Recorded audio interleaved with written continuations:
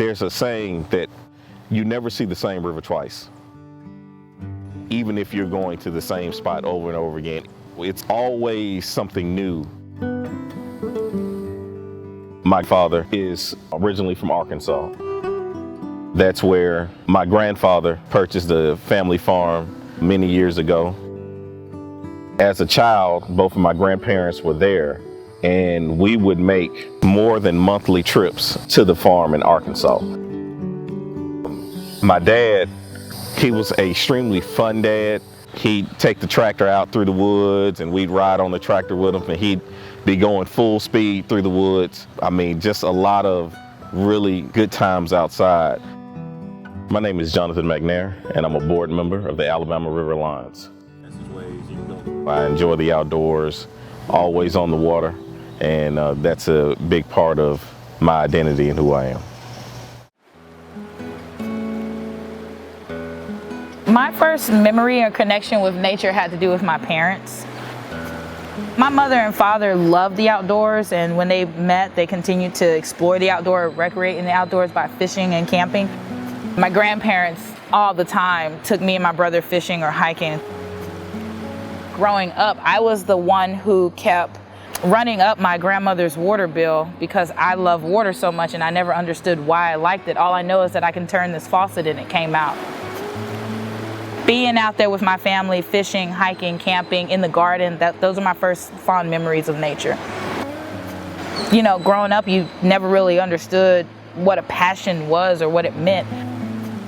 But you did know that you liked something and that you felt a certain amount of ease and relaxation when you're a part of that something or in that area. I am LaTanya Scott. I am the Education Director for the Cahaba River Society. Shout out to LaTanya with Cahaba River Society.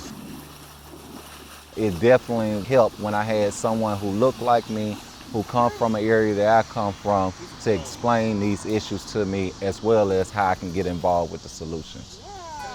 I'm Corey Petway. I serve as the Vice President of the Alabama River Alliance Board of Directors, also as a member of the Cahaba River Society Equity, Diversity, and Inclusion Committee.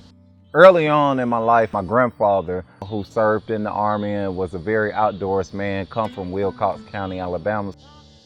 Spending time with him in my youth, that exposure when I was younger just did a lot for me in understanding the basic necessities of life and how important nature is. If you go back to early times, they wouldn't call themselves environmentalists. It's particularly in Alabama. I don't think anyone would call themselves environmentalists, actually.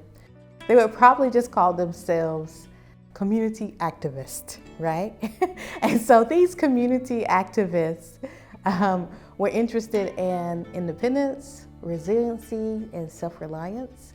My name is Nina Morgan, and I am a climate and environmental justice organizer with the Greater Birmingham Alliance to Stop Pollution, aka GASP. Our mission is to advance clean air and environmental justice in the Greater Birmingham area through education, advocacy, and collaboration. I think my earliest memories of nature, probably is playing in Sipsey. Sipsey is pretty rural, so a lot of the times, we kept ourselves busy by just playing with the other neighborhood kids in the woods. Like most small town kids, I wanted to move to the nearest biggest city, and for me that was Birmingham. I graduated from UAB in 2018. My primary assignment there was a GIS intern, and so I mapped over 3,000 trees on UAB's campus. The goal was to use it as a long-range planning tool to figure out how to make UAB's campus more sustainable in the long term. Try to do my best to capture beautiful imagery out of the outdoors. How just amazing nature looks. I've always been very adept at picking up new technologies. I enjoy going out and cruising the river, so I may do that sometimes. I may not say a word. And other times, if I'm feeling more talkative, I'll, sit and kind of just explain why this is a beautiful place to be and what I'm enjoying about it. Beautiful spot, riverside, to relax, hang out, have me a little lunch. So when I say that natural resources is nothing new to us, it's nothing new. We've been doing this for a very long time. I'm Dr. Rashida Halima Fareed Tillman. I'm Assistant Professor of Wildlife Ecology here at Tuskegee University. Truly is a privilege to train the next generation of natural resource professionals and really prepare them for the outside world and prepare the outside world for them. So the Carver Integrated Sustainability Center is really founded on that goal and vision of Carver. Carver was all about sustainability and self-reliance. I could see how some people would point to Carver as the beginning of the environmental movement. Carver was a product of his environment, just like so many of us was, right, and still are. He was a person that grew up with a strong religious focus or spiritual focus, that loved nature and loved art, had a huge gratitude to what he was given in life, and he tried to apply himself to the fullest. But he never lost himself, and he never apologized for this integration between religion and spirituality and art and the sciences. And that really is what made Carver. They come out to the river with us, they're like, you know, I'm not getting in there, or there's snakes, tigers, lions, bears, sharks, you know, there's all these bad things. And it's amazing for me to be that person to knock down those barriers for them to want to come out here more and more and also take care of things that they appreciate. That is why I love teaching youth. It's just seeing their glow in nature. And also, if you are a part of the BIPOC community, seeing a person that looks just like you in a leadership position, in a role, and out here doing things that you think folks don't do. What does representation equate to when you talk about the environmental movement, right? So in the general sense, you say, I need to see more brown people in the environmental movement that look like me and black people that look like me so that I can self-identify to also be a part of that movement.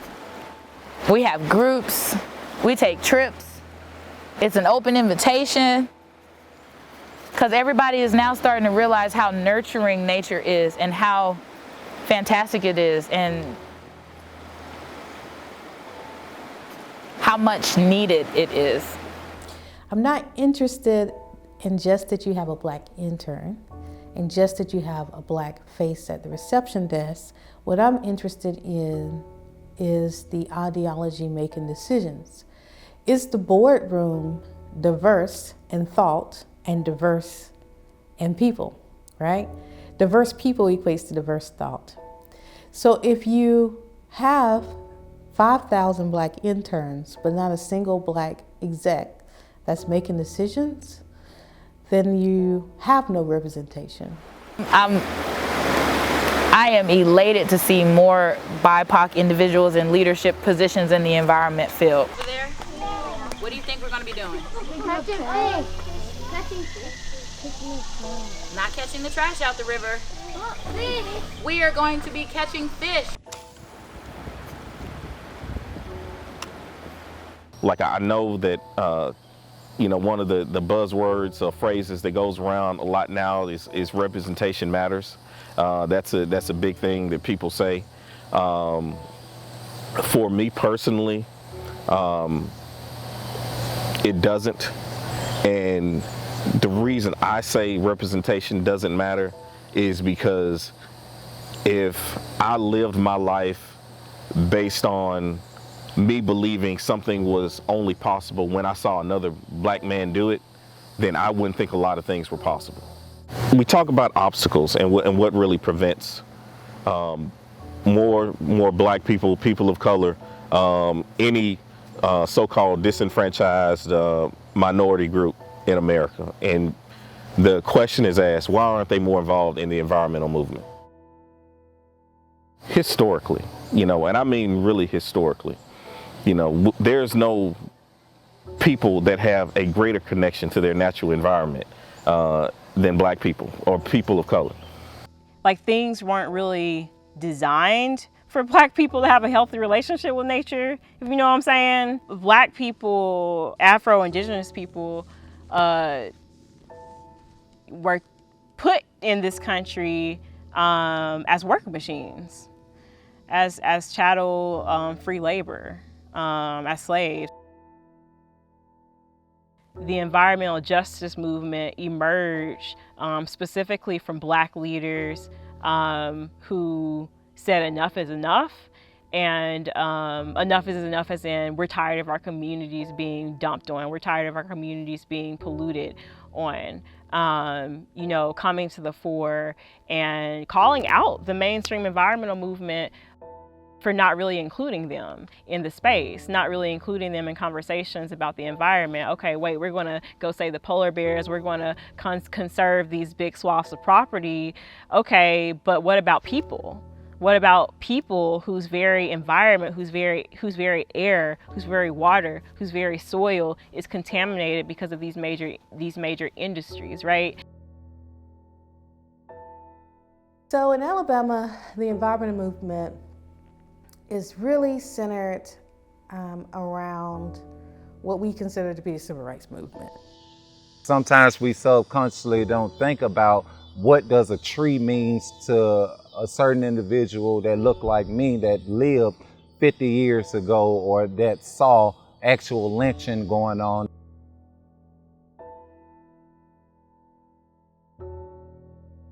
I don't want people, especially black people, to not participate in the outdoors just because of fear. When it comes out to being out in the woods, around a bunch of white folks, or or stuff like, with a lot of things I hear, it's a situation of, well, I don't want to take that risk. There is a culture in environmentalism, a culture in natural resources that's based upon what I call the single white male model. So a single white male model that's young, has no responsibilities, and can work for free, and can do hard labor with limited pay, and can travel across the United States and jump from job to job to job, right? And that's how they advance in their career and gain a multitude of skill sets. And that's all great, except if you're not single white male. And that's also a problem if you're a minority and you're moving throughout these rural environments where you're the only black person they've seen in like the last 2 years. So if you're unfamiliar with something, especially if you're unfamiliar with something and you're a black person, then that's a huge obstacle. I want people who are part of the BIPOC community to have a relationship with nature, have a moment, if not every single second that they walk outside, to have a moment to be brave in nature and to change that narrative, because the history of being a BIPOC individual in this world shouldn't be that we were hung from trees or murdered or hurt in the outdoors. And for leaders of the BIPOC community to show that you could break down those barriers and build advocacy to fight for our rights to be out here in nature, because everyone deserves to be brave in nature, and also this is your birthright.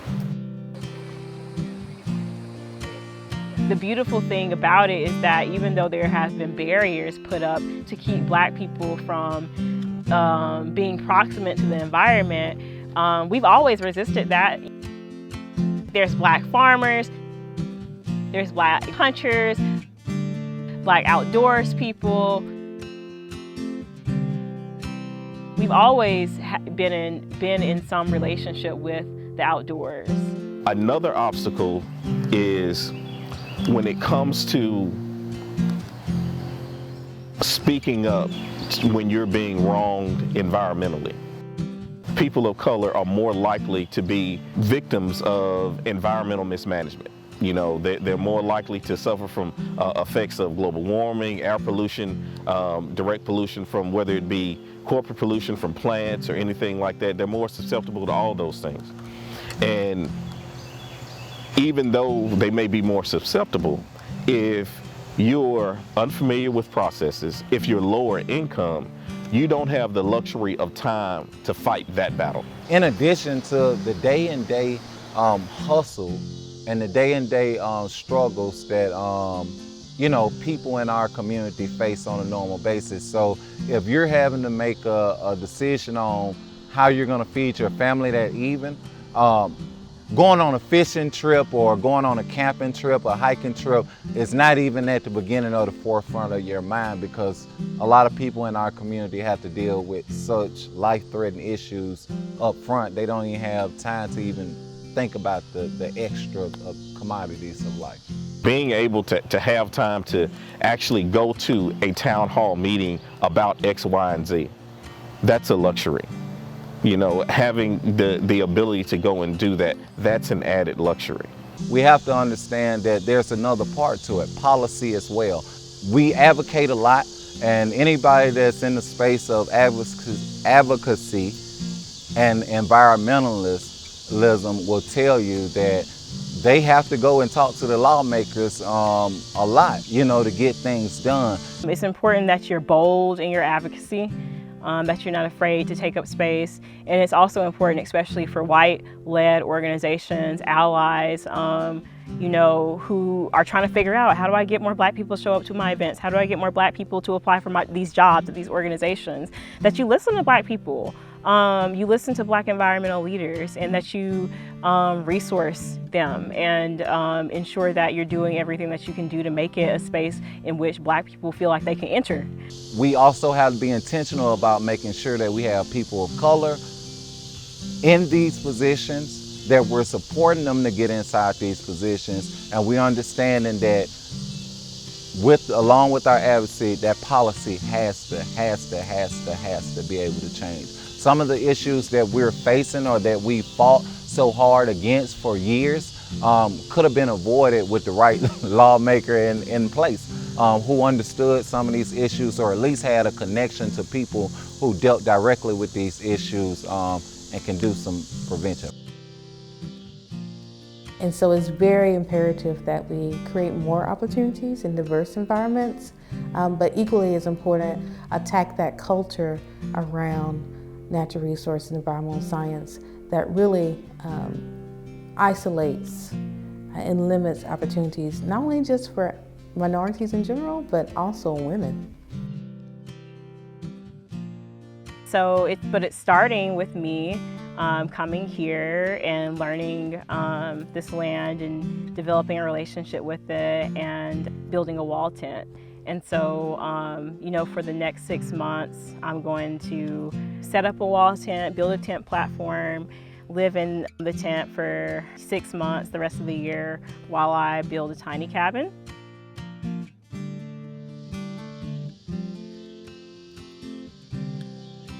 My favorite outdoor activity is hiking.